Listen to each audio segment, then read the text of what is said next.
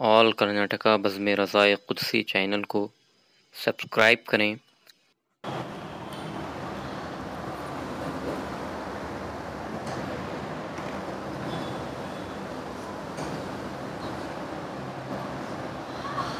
نحمده ونصلي ونسلم على رسوله الكريم اما بعد فاعوذ بالله من الشيطان الرجيم بسم الله الرحمن الرحيم ان الله وملائكته يصلون على النبي يا ايها الذين آمنوا صلوا عليه وسلموا تسليما اللهم صل على سيدنا ومولانا محمد معدن الجود والكرم وآلہ وصحبہ وبارک وسلم صلاۃ و سلاما علیک یا حبیب اللہ صلاۃ و سلاما علیک یا نبی اللہ وعلی آلک و اصحابک یا شفیعنا عند اللہ۔ لذیذ چیزیں کھاتے رہنا دل کی سختی کا باعث ہے۔ حضرت سیدنا امام محمد بن محمد غزالی رحمۃ اللہ تعالی علیہ فرماتے ہیں، راہ آخرت پر چلنے والے بزرگان دین علیہم الرحمت والرضوان کی مبارک عادت تھی کہ وہ سالن ہمیشہ نہیں بلکہ کبھی کبھار ہی کھاتے تھے اور نفس کی خواہشات سے بچتے تھے، کیونکہ انسان اگر خواہش کے مطابق لذیذ چیزیں کھاتا رہے تو اس سے اس کے نفس میں اکڑ یعنی سرکشی، مغروری اور دل میں سختی پیدا ہوتی ہے۔ نیز وہ دنیا کی لذیذ چیزوں سے اس قدر مانوس یعنی ان کا اس قدر عادی ہو جاتا ہے کہ دنیاوی لذتوں کی محبت اس کے دل میں گھر کر جاتی ہے اور وہ رب کائنات جل جلالہ و عم نوالہ کی ملاقات اور اس کی بارگاہ عالی میں حاضری کو بھول جاتا ہے۔ اس کے حق میں دنیا جنت اور موت قید خانہ بن جاتی ہے۔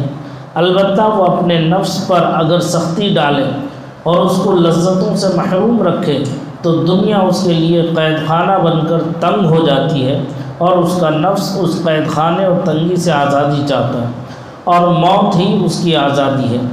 حضرت سیدنا یحییٰ ابن معاذ رازی رحمۃ اللہ تعالی علیہ کے فرمان میں اسی بات کی طرف اشارہ ہے کہ چنانچہ آپ رحمۃ اللہ تعالی علیہ فرماتے ہیں، اے صدیقین کے گروہ، جنت کا ولیمہ کھانے کے لیے اپنے آپ کو بھوکا رکھو، کیونکہ نفس کو جس قدر بھوکا رکھا جائے اسی قدر کھانے کی خواہش بڑھتی ہے۔ کوہ لبنان کے اولیاء اکرام کی ایک نصیحت ہے، فرماتے ہیں پیٹ بھر کر کھانا کھانے کا ایک نقصان یہ ہوتا ہے کہ آدمی عبادت کی لذت اور مٹھاس سے محروم ہو جاتا ہے۔ چنانچہ امیر المومنین حضرت سیدنا ابو بکر صدیق رضی اللہ تعالی عنہ فرماتے ہیں، میں جب سے مسلمان ہوا ہوں کبھی پیٹ بھر کر نہیں کھایا تاکہ عبادت کی حلاوت یعنی مٹھاس نصیب ہو۔ حضرت سیدنا ابراہیم ابن ادہم رحمۃ اللہ تعالی علیہ فرماتے ہیں، میں کوہ لبنان میں کئی اولیاء اکرام کی صحبت میں رہا، ان میں سے ہر ایک نے مجھ سے یہی کہا، جب لوگوں میں جاؤ تو انہیں 4 باتوں کی نصیحت کرنا۔ فرماتے ان میں ایک نصیحت یہ تھی کہ جو زیادہ کھائے گا اسے عبادت کی لذت نصیب نہیں ہوگی۔ اللہ اکبر! کتنی چیزیں آج ہمیں سمجھنے کے لیے موقع اللہ تعالیٰ نے اپنے کرم سے عطا فرمایا ہے۔ لذیذ چیزیں کھانا، ہر چیز اللہ کی نعمت ہے، اسے کھانا چاہیے، آئی سمجھ میں، لیکن اتنا کہ جتنے سے شریعت مطہرہ کے معاملات میں خلل اندازی نہ ہو، خلل نہ پڑے، عبادت میں لذت و چاشنی پیدا رہے، ایک دم عبادت سے غفلت جو ہے پیدا نہ ہو جائے۔ حضرت امام غزالی رحمۃ اللہ تعالی علیہ نے کتنی پیاری نصیحت فرمائی کہ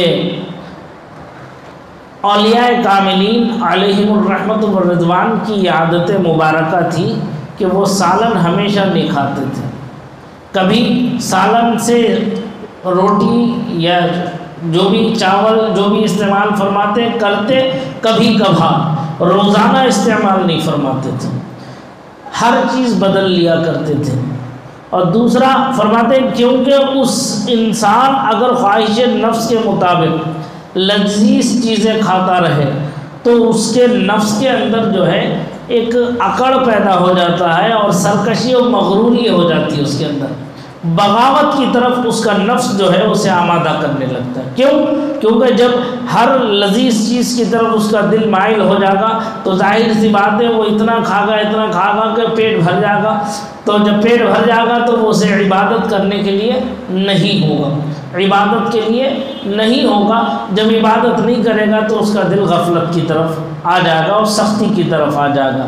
فرماتے ہیں پلیز دنیا کی وہ لذیذ چیزوں سے اس قدر مانوس ہو جاتا ہے، جیسے کہ بعض حضرات ایسے ہیں کہ کوئی وہ شادی نہیں چھوڑتے، کوئی ولیمہ نہیں چھوڑتے، کوئی 10واں 20واں 30واں 40واں نہیں چھوڑتے، اور کوئی عقیقہ بسم اللہ خوانی جو ہے میت کے کھانے تک نہیں چھوڑتے۔ اور بعض ایک جگہ ایسا بھی تھا جہاں ایک مرتبہ میں گیا تھا فاتحہ کے لیے، پتہ چلا کہ وہاں صاحب وہ بریانی بن رہی ہے فاتحہ کے لیے، تو گھر سے چٹنی پیس کے لے کے آئے تھے ساتھ میں، جناب کہ پتہ نہیں چٹنی ملے گی کہ نہیں ملے گی وہاں پر، ہلکے سے پنی میں ڈال کے جیب میں رکھیا ہے۔ اور ایک جگہ عرس میں گیا وہاں پروگرام میں، تو وہاں پتہ چلا کہ وہاں لنگر میں تائری بن رہی تھی، تب وہ وہاں ایک جناب جو ہے دہی آرام سے 250 گرام کا دہی کا پیکٹ جیب میں رکھ کے چپکے سے آ کے بیٹھ گئے۔ جب کھانے کا نمبر آیا تو ایک جیب سے وہ اچار نکالا اور ایک جیب سے دہی کا پیکٹ نکالا، اور وہ اس میں ڈالنے کے بعد بڑے مزے سے کھانے لگے۔ اب باقی کے سب جو ہے سوکھی تائری کھا رہے تھے اور یہ چٹپٹا مزہ کا ذائقہ سوجا۔ تو یہ چیز جو ہے نفس کو عبادت سے بے رغبتی پیدا کر دیتی ہے۔ کھاؤ اللہ کی دی ہوئی سب نعمتیں، حلال رزق سے کھاؤ، پاکیزہ کمائی سے، حلال کمائی سے کھاؤ، کھانے کے لیے ممانعت نہیں ہے، لیکن اتنا نہ کھاؤ کہ رب کی نافرمانی پر آمادہ کرے تمہیں تمہارا نفس، ایسے نہیں، کم از کم اتنا کھاؤ کہ جو ہے پیٹ میں کچھ جگہ باقی رہے۔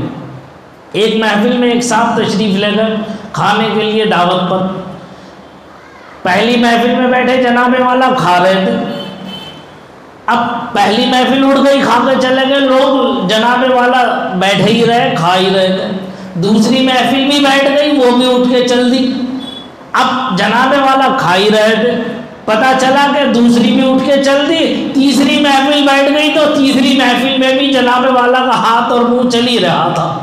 تو ایک صاحب نے ان سے پوچھا یہ بتاؤ جناب اتنا ڈال کہاں رہے ہو، جا کہاں رہا یہ سب؟ بھائی پہلی محفل گزر گئی، دوسری محفل گزر گئی، اب تیسری محفل کا بھی نمبر آ گیا، یہ ڈال کہاں رہو، جا کہاں رہا ہے؟ تو انہوں نے کہا بھائی دیکھو مجھے روکو ٹوکو مت، بولے بھائی کم سے کم یہ تو بتا دو کہ جا کدھر رہا ہے سب کا سب؟ بھائی پیٹ ہمارا بھی ہے تمہارا بھی ہے، اتنا تو تھوڑا بہت تو فرق ہو سکتا ہے، لیکن 3 4 محفلوں کا فرق تو نہیں ہو سکتا۔ تو انہوں نے کہا دیکھو بھائی سنو، پہلی محفل میں نے کھائی کھانے کی جگہ میں، سمجھ میں آئی، اور دوسری محفل میں نے کھائی ہے پانی کی جگہ میں، میں نے پانی ایک قطرہ نہیں پیا ہے ابھی تک۔ تو بولے بھائی تیسری کہاں کھا رہا ہو؟ کہا تیسری محفل کھا رہا ہوں سانس کی جگہ میں۔ بولے سانس کا کیا ہوگا؟ بولے اس کی پرواہ نہیں ہے، آتی آئے جاتی جائے، پہلے میں کھا کے نپٹ لوں۔ باتیں ایسے بھی ہیں، کھانا کھانے میں طباق کے طباق ڈشیں لوٹ دیتے ہیں، آئے سمجھ میں؟ کھانا اتنا ہو قوت لا یموت، اتنا ہو حلال پاکیزہ رزق سے کہ جس سے کہ دل بھی بھر جائے اور پیٹ بھی اطمینان سے رہے۔ ایسا نہ ہو کہ شادی میں جاتے ہیں اور کئی قسم کے تو چیزیں بنتی ہیں، اور آج کل کے کھانے العمان الحفیظ کہ اگر وہ ایک بار کسی محفل میں جا کے کھا کے آ جائے تو 3 وقت کی دوا ڈاکٹر سے لینا پڑتی ہے تاکہ پیٹ اس کا صاف رہے۔ تو یہ حالت ہے آج کے کھانوں میں، ہر چیز میں ملاوٹ ہے اور یہ نقصان دے رہی ہے صحت کے لیے، تو لہذا احتیاط برتنا جو ہے یہ لازم و ضروری ہے۔ سمجھ میں آ رہی بات کہ اتنا کھاؤ، اللہ کی نعمت کا شکر ادا کرو اور کھاؤ، لیکن اتنا کہ جس سے کہ نماز میں، عبادت میں، اللہ کی یاد میں، اس کے ذکر و اذکار میں کوئی فرق نہیں آنا چاہیے، نفس جو ہے مغرور اور متکبر نہ ہو۔ دوسرا ایک روایت میں آتا ہے کہ ایک باپ اور ایک بیٹی مچھلی کا شکار کرنے کے لیے گئے. باپ جو ہے صبح سے لے کے شام تک مچھلی کا شکار کرتا رہا، مچھلی نکالی اور بیٹی کو دیتا رہا، اور وہ بیٹی وہ مچھلی لیتی رہی اور رکھتی رہی. اب وہ جب شام کا ٹائم آیا، جب شکار، اس نے کہا کہ اب بہت ڈھیر ساری مچھلیاں ہو گئی ہوں گی، اب تو گھر جانے کے بعد میں کھانے میں مزہ بھی آئے گا کچھ. تو جب باپ نے مڑ کے بیٹی کو دیکھا اور دیکھا تو جھولا پورا خالی کا خالی. تو کہنے لگے یہ بتاؤ، میں نے صبح سے جو شام تک اتنی مچھلیاں پکڑ کے میں تمہیں دیتا رہا، تم نے کیا کیا، کہاں گئی مچھلی یہ سب؟ تو کہنے لگی اے والد بزرگوار، میں ایک بزرگ کی محفل میں بیٹھی تھی، میں نے ادھر سنا تھا کہ مچھلی شکار میں، شکاری کے گل میں، اس کے جال میں اسی وقت پھنستی ہے جب وہ یاد الہی سے غافل ہو جاتی ہے. مچھلی شکار اس وقت ہو جاتی ہے جب وہ اللہ کی یاد سے غافل ہو جاتی ہے. تو میرا دل یہ دیکھ کر، یہ سن کر کے کانپ اٹھا، کہیں ایسا نہ ہو کہ ایسی غفلت کی چیز کو ہم استعمال کر کے ہمارا دل یاد الہی سے غافل ہو جائے. سمجھ میں آ رہی بات؟ یہ تقوی اور پرہیزگاری کی بات ہے، یہ تقوی کی بات ہے، پرہیزگاری کی بات ہے. نہ مچھلی تو حلال ہے، کھا سکتے ہیں، لیکن یہ تقوی تھا.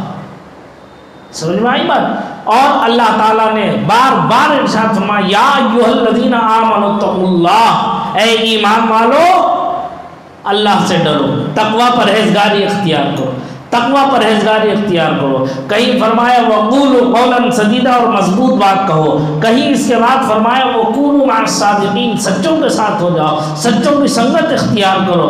بے شمار جگہ. اور متقیوں کے لیے تعریف بھی فرمایا الذین آمنوا وکانوا یتقون، وہ لوگ جو ایمان لاتے ہیں پرہیزگاری اختیار کرتے ہیں، تقوی پرہیزگاری اختیار کرتے ہیں. اب بار بار تقوی کی جو ہے اللہ تعالیٰ نے بار بار ہدایت فرمائی ہے. حضرت امیر المومنین صدیق اکبر رضی اللہ تعالیٰ عنہ نے فرمایا کہ جب سے میں مسلمان ہوا پیٹ بھر کر کبھی نہیں کھایا، پیٹ بھر کر میں کبھی نہیں کھایا. اور حضرت ابراہیم ابن ادہم نے کہا کہ کوہ لبنان کے اولیاء کاملین، یہ خود اپنے زمانے کے بہت بڑے ولی کامل ہیں، وہ فرماتے ہیں مجھے 4 باتوں کی نصیحت کی، اس میں ایک بات یہ تھی کہ جو زیادہ کھائے گا اسے عبادت کی لذت نصیب نہیں ہوگی. لہذا کھانا کھاؤ لیکن اطمینان کے ساتھ تھوڑا.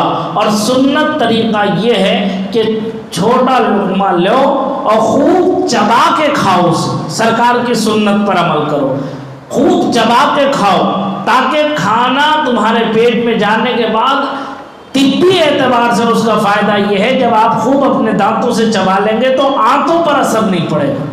جب آپ اپنے دانتوں سے چبانے کی بجائے تو چل میں آیا کر کے ڈھکلتے رہیں گے، نگلتے رہیں گے، اٹک جائے گلے میں، پانی کے پانی چڑھاتے رہیں گے تو پیٹ تو ظاہر سی بات ہے خراب ہو ہی جائے گا. آنتیں کام کرنا جلدی چھوڑ دیں گے، آنتیں جو ہے کام کرنا جلدی چھوڑ دیں گے جب زیادہ اس کے اوپر پڑتا ہے. دوسری بات یہ ہے کہ جب آدمی ایک بار کھاؤ، بار بار نہیں، بار بار کھانے سے نقصان ہے. یہ جو پتا ہے انسان کے جسم میں جسے کہتے ہیں پتا، اور وہ پتا قدرتی طور پر ایک ٹانک ہے انسانوں کے لیے، ہاضمے کی دوا ہے. جب آدمی اطمینان سے کھانا کھا لیتا ہے، جب وہ کھانے سے فارغ ہو جاتا ہے تو اس کے بعد اس پتے کے اندر سے ایک قطرہ تیزاب کا جو ہاضمے کے لیے آتا ہے، کھانے کو گلانے کے لیے پیٹ میں، وہ نکلتا ہے. ٹھیک ہے، اب جب وہ نکل جاتا ہے وہ کھانے کو گلا دیتا ہے، فضلے کو الگ کر دیتا ہے، اس کے اندر کی جو پروٹین ہوتی ہے، طاقت ہوتی ہے، اسے الگ الگ حصوں میں بانٹ کر فلٹر کر کے خون کا خون میں ملا دیتا ہے، جو ہے دوسری چیزوں کو دوسری چیزوں میں ملا کر کے پوری باڈی کو ریکور کر لیتا ہے. سمجھ میں آ رہی بات؟ اب جب ہم بار بار کھائیں گے تو پتے سے وہ قطرے بار بار آئیں گے تو پتا کمزور پڑ جائے گا. یہ قدرتی نقصان. سمجھ میں آ رہی بات؟ اندرونی نقصان. دوسری بات یہ ہے سرور کائنات نور مجسم، ہاں طبی اعتبار سے ایک حکمت کی بات یہ ہے کہ آدمی شام کا کھانا جو ہے سونے سے 3 گھنٹے پہلے کھانا کھا لے۔ کیوں؟ کیونکہ جب وہ کھانا کھا لے گا، کھانا اس کا سیٹ ہو جائے گا، ہاضمے میں آ جائے گا، اور پھر اسے اطمینان سکون کے ساتھ نیند آئے گی۔ اب جب ادھر کھاتے ہی ادھر بستر پہ لڑک گیا تو پتہ چلا کہ وہ پوری رات ادھر سے ادھر کو کروٹ بدلتا ہے، ادھر سے ادھر کو کروٹ بدلتا ہے، کبھی دل بے چین ہوتا ہے، کبھی الٹی آنے لگتی ہے، کبھی دماغ پہ بخارات چڑھنے لگتے ہیں، اور پوری رات بے چینی میں گزر جاتی ہے۔ یہ نقصان ہے۔ طبی اعتبار سے یہ ہے، شام کا کھانا سونے سے 3 گھنٹے پہلے آدمی کو کھا لینا چاہیے۔ یعنی ہمارے جو بزرگوں کا طریقہ تھا وہ بعد مغرب کھانا کھا لیا کرتے تھے، اور عشاء کی نماز پڑھ کے اپنے اوراد و وظائف سے فارغ ہوتے ہی بستر پر پہنچ جایا کرتے تھے، اور اول وقت فجر میں اٹھتے تھے۔ اس لیے ان کی صحتیں ٹھیک تھیں، وہ سلامتی کے ساتھ رہے۔ اور دوسری بات جو سنت ہے سرکار کی، سرکار نے فرمایا دوپہر کا کھانا کھانے کے بعد 10 منٹ اپنی کمر سیدھی کر لو، یعنی قیلولہ کر لو، اور پھر رات کا کھانا کھانے کے بعد آدھا گھنٹہ چہل قدمی کر لو۔ اتنی چہل قدمی کر لو کہ جو کچھ کھایا پیا ہے وہ اپنی جگہ سیٹ ہو کر ہاضمے کے لیے تیار ہو جائے۔ سمجھ میں آ رہی بات؟ جس نے ان 2 چیزوں پر عمل کر لیا سرکار کی سنت سمجھ کر، وہ کبھی پیٹ کی بیماری میں مبتلا نہیں ہوگا۔ سمجھ میں آ رہی بات؟ تو بتانے کا مقصد یہ ہے کہ اللہ مجھے بھی آپ کو بھی اس پر عمل کی توفیق دے۔ آج ہم ہو کیا رہا ہے، ہم کھانا رات کے 11 بجے 12 بجے کبھی کبھی 1 بجے ہم یہ سوچتے ہیں کہ یہ کام ہے، ہم اپنا کام جلدی سے نپٹا کے پھر ایک ساتھ کھانا کھا لیں گے، یہ کام نپٹا کے کھانا کھا لیں گے، یہ کام کر کے کھانا کھا لیں گے۔ ارے کام تو ہوتا رہے گا، صحت رہے گی تبھی تو کام ہوگا، جب صحت ہی نہیں ہوگی تو کام کہاں سے ہوگا؟ اب اس وقت جوانی کا جوش ہے، ہمارے بہت سے نوجوان ہیں، ارے ہو گیا کر لیں گے 12 بجے 1 بجے کھانا کھا لیں گے، امی کھا لوں گا، ابا کھا لوں گا، ابا امی کہتے رہتے ہیں، وہ کہتے ہیں کھا لوں گا۔ اب ہوتا کیا، یہ جتنی جلدی ہوتا ہے اس سے زیادہ جلدی عمر میں یہ بوڑھا ہو جاتا ہے، کمزور ہو جاتا ہے۔ اس کی وجہ کیا ہے؟ آنتیں کام کرنا چھوڑ دیتی ہیں، ہاضمہ صحیح نہیں ہوتا، اس لیے کبھی ہاضمولا لیتا ہے، کبھی پنچمولا لیتا ہے، کبھی ادرک کا چورن لیتا رہا کھڑا ہوا دکھائی دیتا ہے، کبھی کچھ نہ کچھ جو ہے گیس کی پرابلم کے لیے دوائیں شیشی لیے کھڑا رہتا ہے۔ کیا ہو گیا؟ گیسٹرک ہو گیا، گیس پرابلم ہو رہی ہے۔ تو کتنی گیس بن رہی ہے؟ گیس تو ویسی بہت مہنگی ہو گئی ہے یہاں حکومتوں، تو کتنی گیس بن رہی ہے؟ سمجھ میں آنی بات؟ تو ایسا مت کرو۔ صحت اللہ کی دی ہوئی ایک عظیم نعمت ہے، اس کی قدر کرو، سرکار کی سنت پر عمل کرو۔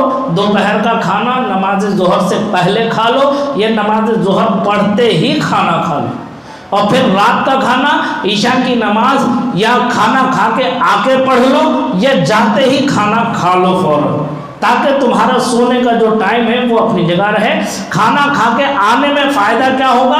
گھر سے جب چلو گے پیدل تو آؤ گے، آنے میں اور پھر واپس جانے میں چہل قدمی بھی ہو جائے گی، ہر قدم پر نیکی بھی مل جائے گی، مسجد آنے کا فائدہ بھی ہو جائے گا، تمہاری نماز بھی ہو جائے گی، اور چہل قدمی فری کی فری ہو جائے گی۔